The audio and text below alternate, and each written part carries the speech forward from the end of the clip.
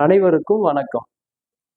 நாம் ஆறுதலின் கரங்கள் அறக்கட்டளையின் மூலமாக 10 ஆண்டுகளுக்கு மேலாக மாற்றுத்திறனாளர்கள், ஆதரவற்ற மக்கள், சாலையோரங்களில் இருக்கக்கூடிய மக்களுக்கு உணவு, உடைகள், மருத்துவ உதவிகள் இப்படிப்பட்டவைகளை செய்து வருகிறோம்.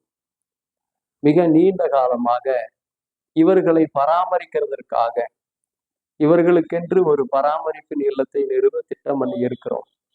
அதை இந்த நாட்களிலே ஒரு சிறிய அளவிலாவது செய்யலாம் என்று ஒரு முடிவெடுத்து நான் இப்பொழுது உங்களோடு பேசுகிறேன்.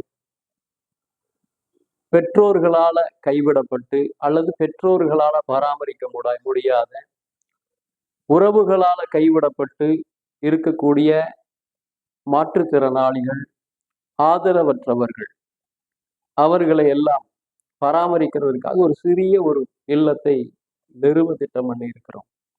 ஆகையினால இந்த ஒரு நல்ல ஒரு சேவையில நீங்கள் ஒவ்வொருவரும் இணையும்படி அன்போடு கூட நான் ஒரு அழைப்பு கொடுக்கிறேன். இந்த காணொளியை காண்கிறவர்கள் அந்த சேவை மையத்தை உருவாக்க நீங்கள் ஒவ்வொருவரும் உங்களால் ஆன ஒரு சிறு சிறு உதவிகளை கொடுப்பீர்களானால் நாம் ஒரு சிலரை பராமரிக்கவும், அவர்களுக்கு நாங்க இருக்கிறோம் என்கிற ஒரு ஆதரவான வார்த்தைகளையும் ஆறுதலையும் அவர்களுக்கு கொடுக்க மிகவும் அது பயனுள்ளதா இருக்கும். ஆகையினால் இந்த நல்ல செயலிலே நீங்களும் பங்கெடுக்கும்படி, உங்கள் உதவிகளை கொடுக்கும்படி நான் அன்போடு கூட கேட்டுக்கொள்கிறேன்.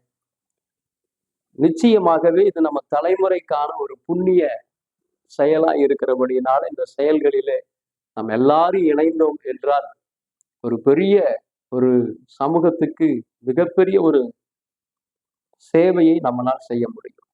ஆகையினால் இந்த புண்ணிய செயலோடு இணையுங்கள். ஆறுதலின் கரங்களா இருந்து நீங்களும் இதிலே பணி செய்யும்படி, தர்ம காரியங்களிலே ஈடுபடும்படி நான் உங்கள் ஒவ்வொருவருக்கும் அழைப்பை கொடுக்கிறேன். இணையுங்கள். ஒரு நல்ல ஒரு மக்களுக்கு ஆறுதலாக, ஆதரவாக நாம் செயல்படுவோம். நிச்சயமாகவே இதனுடைய பலன் நம் அனைவருக்கும் கடவுள் கட்டளையிடுவார்.